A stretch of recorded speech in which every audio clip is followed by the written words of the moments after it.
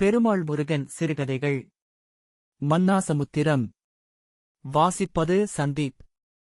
பெருமழைச் சொட்டுக்கள் முத்தான் நெற்றிப் பொட்டில் வெங்கச்செங்கற்களாய் விழுந்தன.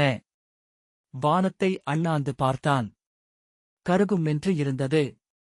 வெகுநேரம் நூல் பிடித்தாற்போல் கொட்டிய மழை இப்போது சொட்டுக்களாய்க் குறைந்திருக்கிறது. இப்படியே படிப்படியாக குறைந்தால் நல்லது. 3 நாட்களாக இடைவிடாமல் பெய்து சலிக்கிறது. எல்லா இடமும் நசநசத்து ஈரம். ஆடுகள் ஒரு நிமிடம் கூட படுக்க முடியாமல் நின்று கொண்டே இருக்கின்றன. ஒருவேளையும் ஓடவில்லை. புற்கள் அழுகத் தொடங்கிவிட்டன. கடலைக் கொடிப்போர் இருப்பதால் ஆடுகள் அரைவயிறாவது நிரம்புகின்றன. அண்ணாந்த முகத்தில் மழைச்சரம் வந்து தாக்கத் தொடங்கியது. உடனே கொட்டாய்க்குள் போய் கட்டில் மேல் உட்கார்ந்து கொண்டான். மழையின் வேகம் கூட உள்ளே இருந்து வெள்ளாடுகளின் கத்தல் கூடியது. என்னவாகுமோ தெரியவில்லை. ஏரியில் தண்ணீர் நிறைந்து 5-6 ஆண்டுகள் இருக்கும். அப்போதும் இப்படித்தான். ஒன்றுக்கிருக்கக்கூட வெளியே போக விடவில்லை. ஏரிக்கரை ஓரமாயிருக்கும் அவன் காட்டில் கடலை போட்டிருந்தான். ஏரி நிறைந்து காடு முழுக்க தண்ணீருக்குள் மூழ்கிவிட்டது. மதகில் வழிந்து வெளியேறிக் கொண்டே இருந்தாலும் காட்டில் நின்ற தண்ணீர் மட்டம் குறையவே இல்லை. பூத்துச் செழித்திருந்த கடலைக் கொடிகள் அழுகி நீர்ச்சமாதி ஆகிவிட்டன. ஓர் ஏக்கரில் போட்டிருந்த கடலை முழுக்கவும் காலி. ஆடுகளுக்கு கொடி பிடுங்கக்கூட வழியில்லை. இந்த வருஷம் என்னவாகுமோ? ஆட்டுக்கொட்டாயை விட்டு ஓலைக்குடையை பிடித்துக் கொண்டு வீட்டுக்கு சோறுண்ணப் போனான். இருட்டில் தடுமாற்றம். பழகிய வழிதான் எனினும் தேங்கியும் ஓடியும் வெள்ளம் பாதையை புதிதாய் ஆக்கிவிட்டிருந்தது. எடுத்து வைக்கும் அடிதோறும் மழை தாக்கியது. இது இப்போதைக்கு ஓயாத பேய் மழைதான். மழையைப் பற்றி புலம்பிக் கொண்டே சோறு போட்டாள் செல்லாயி. அவன் ஒரு வார்த்தையும் பேசாமல் உண்டான். எதுக்கு இப்படி உம்முனு இருக்கற? உலகத்தில கோடானு கோடி உசுறு வாழுது. ஊடு கட்டி ஒதுங்கி கிடக்கிற மனசனே இப்படி கஷ்டப்பட்டா அதுவெல்லாம் என்ன பண்ணும்? ஒரு 10 நாளைக்கு கஷ்டப்பட்டா வருஷம் பூரா வளமா இருக்கலாம். தொரசாமி மனசு வெச்சா இந்த விரசம் ஏறி நிறைஞ்சிரும். சனங்க நெல்லஞ்சோறு தின்னும். உன்னையும் நினைக்காத போய் போத்திப் படுப்போ என்றாள் அவள். அவனுக்கு அவளைப் பிடித்திழுத்து 2 சாத்தலாமா என்றிருந்தது. ஏரி நீருக்குள் மூழ்கப் போகும் கடலைக் கொடி பற்றி அவள் வாயிலிருந்து ஒரு வார்த்தையும் வரவில்லை. எதுவும் பேசாமல் சோறுண்டு விட்டு திரும்பும்போது லாந்தரை கையில் கொடுத்து விட்டாள். காலடிக்குள் வெளிச்சத்தைத் தந்தது அது. அவன் யோசனை கடலைக் காட்டை எப்படிக் காப்பாற்றுவது என்றேதான் ஓடியது. ஏரிக்குக் காட்டை அரசாங்கம் எடுத்தபோது ஏரி நிரம்பினால் காட்டுக்குள் தண்ணீர் நிற்கும் என்பது தெரிந்தேதான் இருந்தது. என்றாலும் எப்பவோ ஒரு வருஷம் தண்ணி வருதுன்னு காட்ட உட்டர முடியுமா? அந்தக் காட்டுல நம்மளாட்டம் எளிய வெள்ளாமை எதுனா வெச்சுக்க வேண்டியதுதான் என்று அவன் அப்பன் சொல்லியிருக்கிறார்.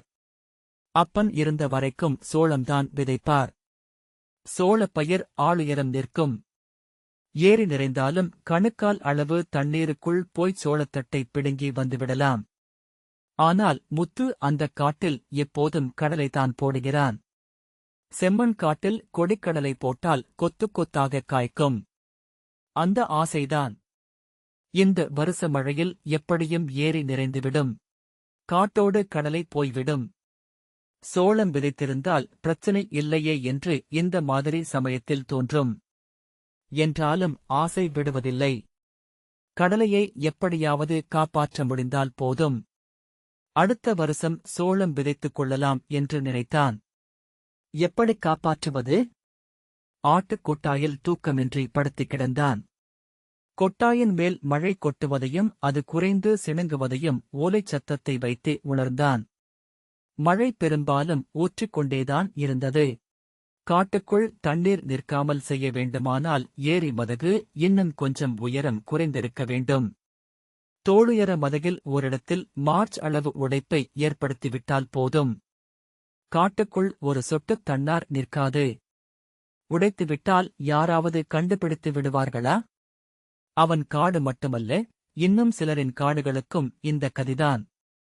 ஆகஸ்ட் யாரென்று தெரியும்? ஒவ்வொரு முறை ஏரி நிரம்பும் போதும் இந்த யோசனை மனதில் வரும். செயல்படுவதற்குள் காலம் கடந்துவிடும். இந்த முறை அப்படி ஆகஸ்ட் விடக்கூடாது. ஏரியின் வால் பகுதியில் கொஞ்சம் பேர் கொட்டாய் போட்டு குடியிருக்கிறார்கள்.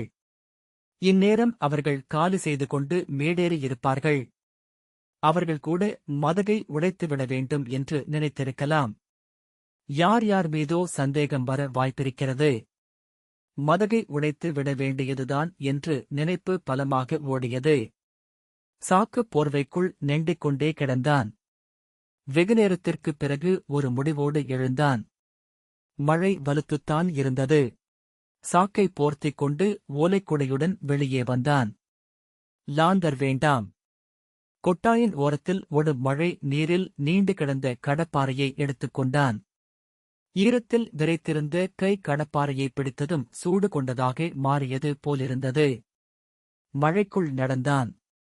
இத்தனை அடர்களை அவன் வாழ்நாளில் கண்டதில்லை. தடம் அவனுக்கு பழக்கமானதுதான். கால்களை வேண்டுமென்றே சத்தம் வரும்படி ஓங்கி வைத்து நடந்தான். சேறு தெரித்து கால்களில் அப்பியது.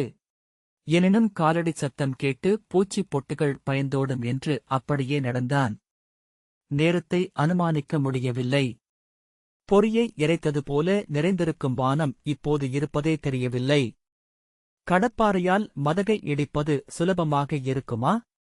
பலகாலமாகி விட்ட ஏரி. அவருடைய அப்பன் சின்னப் பையனாக இருக்கும்போது கட்டிய ஏரி. இந்த பக்கத்து கிணறுகள் எல்லாம் வருசாவருசம் தொடங்கியதும் காய்ந்துவிடும். 5-6 மாதங்களுக்கு தண்ணீர் பெரும்பாடு. மாடுகன்றுகளை விற்றுவிட்டு மழை வந்தபின் புதிதாக வாங்கிக் கொள்ள வேண்டியதுதான். தண்ணீர் இல்லை என்றால் எதுவுமில்லை. வேண்டாத சாமி இல்லை. வைக்காத வேண்டுதல் இல்லை. ஒரு வருஷம் இந்த பக்கம் குதிரையில் வந்த வெள்ளைக்காரத்துறை ஒருவருக்குத் தாகம். தொண்டை வறண்டு எச்சிலும் வற்றிப் போய்விட்டது. எங்காவது ஒருகை தண்ணீர் கிடைத்தால்தான் உயிர் பிழைத்து கிடக்கும் என்னும் நிலை. வழியில் இருந்த கிணறுகள் எல்லாம் வற்றிக் கிடந்தன. தாங்கள் குடித்துக் கொண்டிருந்த சேற்றுத் தண்ணீரை துறைக்குக் கொடுக்க எல்லாருக்கும் தயக்கமாக இருந்தது. என்றாலும் உயிர்காரியம். எத்தனை வேகமாக குடித்தாரோ அதே வேகத்தில் எக்கி வாந்தி எடுத்தார். அந்தத் துறைதான் இந்த ஏரியை கட்டுவதற்கு காரணம். ஏரி என்றால் சாமானியப்பட்ட ஏரி அல்ல, சமுத்திரம். ஊருக்கே அப்படி பேராகிவிட்டது. மன்னாசமுத்திரம். துறையின் பேர் மன்றோ. அவர் பேரை வைத்து மன்றோ சமுத்திரம் என்று வைக்கப்பட்ட பெயர் இப்படியாகிவிட்டது. எங்கெங்கோ இருந்து வேலை செய்ய ஆட்கள் கூட்டம் கூட்டமாய் வந்தார்கள். மண்ணை வெட்டுவதும் கூடையில் அள்ளிக் கொண்டு வந்து கொட்டுவதுமாய் வருஷக்கணக்கில் வேலை நடந்தது. ஏரிக்கரையை மலை போல உயர்த்த வேண்டும் என்றால் சும்மாவா? ஊரில் யாரும் அப்போது வெள்ளாமைக் காட்டு பக்கம் போகவில்லை. ஏரி வேலைதான். ஏரி வந்துவிட்டால் முப்போகம் நெல் நடலாம் என்று ஆசைப்பட்டார்கள். ஒரு வருஷம் வீசியடித்த பெருமழையில் ஏரிக்கரை தூர்ந்து பாதை காணாமல் போயிற்று. என்றாலும் துறை அசரவில்லை. ஒரு வருஷம் மழை முடிந்ததும் மதகை கட்டும் வேலை தொடங்கிற்று. மறுமழை வரும் முன் அதை முடித்தாக வேண்டும். மதகை மட்டும் சுண்ணாம்பும் முட்டையும் கலந்து கட்டுவதற்கு 6 மாதமாயிற்று. ஏரி கட்டி முடித்த வருஷம் நல்ல மழை. ஏரி நிரம்பியது. சுற்று வட்டார கிணறுகளில் எல்லாம் கடை போக நீர் ததும்பிற்று. அந்தப் பக்கத்து தண்ணீர் பிரச்சினை தீர்ந்துவிட்டது என்று தெரிந்த துரையின் கண்களில் ஆனந்தக் கண்ணீர். துரையின் கால்களில் விழுந்தும் கையெடுத்தும் கும்பிட்ட மக்கள் அநேகம். அவரை எல்லாரும் கடவுளாகவே நினைத்தார்கள். இதைச் சொல்லிவிட்டு அவர் அப்பன் சொல்வார், ஏரியில வருஷம் தண்ணி வல்லினாலும் இந்தப் பக்கம் கிணத்துல குருவி குடிக்கிற அளவுக்காச்சும் தண்ணி கிடக்கிறது அந்த துரசாமியாலதான். ஏரிக்கரையோரம் காவலுக்கு வைக்கப்பட்ட முனியப்பன் கோயிலில் ஒரு பக்கம் முழுக்கால் அங்கராக்கும் சட்டையும் போட்டுக்கொண்டு கையில் துப்பாக்கி பிடித்தபடி துரைசாமி சிலையும் நிற்கிறது. முனியப்பனுக்குப் போலவே துரைசாமிக்கும் பூசை உண்டு. ஏரி பாசனத்தை பயன்படுத்தும் குடும்பங்களில் ஒவ்வொரு தலைமுறையிலும் ஒரு பையனுக்கு துரைசாமி என்று பெயர் இருக்கும். முத்தான் ஏரிக்கரைக்குப் போய் சேர்ந்தபோது எங்கிருந்தோ வந்து ஏரிக்குச் சேரும் நீரின் பேரோலம் கேட்டது. இருளில் ஒன்றும் தெரியவில்லை. ஒரு மின்னல் பளிரிட்டு மறையும்போது பார்த்தான். இன்னும் ஏரி நிறையவில்லை. தலை தட்டும் அளவு நீர் தெரிந்தது. ஏரி இரவுக்குள் நிரம்பிவிடும் என்பதை நீரோலம் உணர்த்தியது. ஏரிக்கரையிலும் ஏரிக்குள்ளும் வளர்ந்திருக்கும் முட்களையும் மரங்களையும் ஆள்விட்டு வெட்டி வைத்திருந்ததால் அவனுக்கு தடுமாற்றம் ஏதுமில்லை. எல்லாவற்றையும் சுத்தம் செய்து வைத்திருந்தும் பல வருஷம் ஏமாற்றிவிடும் மழை. ஏரி காவலுக்கும் ஓர் ஆளை போட்டு வைத்திருப்பார்கள். மழைக்காலம் முடியும் மட்டும் காவலிருந்தால் போதும். ஏரிக்கரை மீது நின்று பார்த்தபோது அவன் காடு முழுக்கவும் இருளாகத் தெரிந்தது. மறுமின்னல் அடிக்கும் வரை காத்திருந்தான். அடுத்த மின்னல் இடியோடு வந்திறங்கியது. அவன் காடு முழுக்க தளதளவென்று கடலைக் கொடிகள் அகண்டு படர்ந்திருந்த அழகை ஒரு கணம் கண்டான். காட்டுக்குள் நீரேற்றம் தொடங்கி இருந்தது. விடிவதற்குள் எல்லாம் நீருக்குள் மூழ்கிவிடும். இந்த வருஷ உழைப்பு முழுக்க பாழ்தான். எப்படியும் கடலையை காப்பாற்றிவிட வேண்டும்.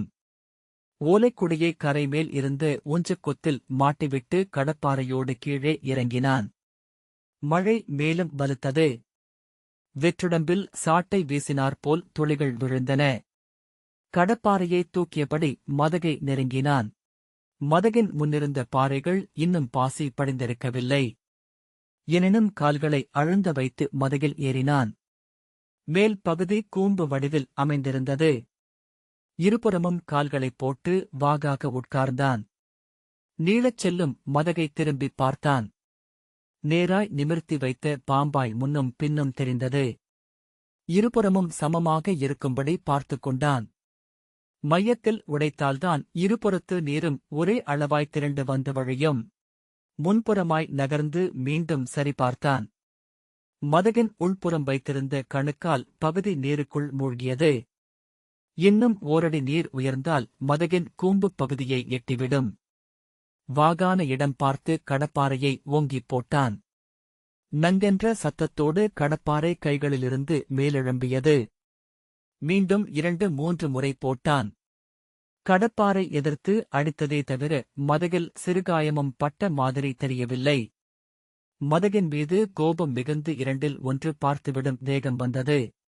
எழுந்து நின்று கடப்பாறையை ஓங்கப் பார்த்தான். கால்கள் வழுக்கின.